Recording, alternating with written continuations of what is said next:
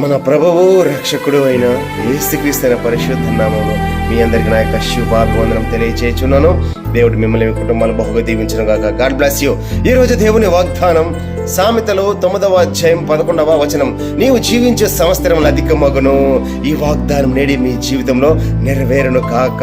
ఆమేన్. ప్రభునందు ప్రియమైన వారలారా, ఈ రోజు జీవం గల దేవుడు ఈ రోజు వాగ్దానం ద్వారా మీతో మాట్లాడుచున్నాడు. నువ్వు ఎటువంటి భయంతో బాధపడుతున్నావా, దుఃఖంతో కృంగిపోతున్నావా, మరణకరమైన వార్త నీకు తెలిసినా నువ్వు భయపడాల్సిన అవసరం లేదు.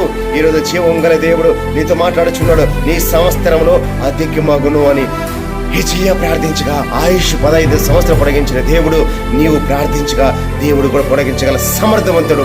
కానీ దేవుని భయభక్తులు కలిగి హిజ్కియా వంటి యథార్థ హృదయం కలిగి మనం జీవించినట్లయితే దేవుడు నీకు ఆయుష్ పొడిగించడానికి సిద్ధంగా ఉంటున్నాడు. కనుక దేవుని భయభక్తి కలిగి జీవిద్దాం. దేవుడి ఆయుష్ని పొందుకుందాం. అనేక మందికి శుభవార్త ప్రకటిద్దాం. భలే మంచి దర్శనాన్ని పెంచుకుందాం. Praise the lord.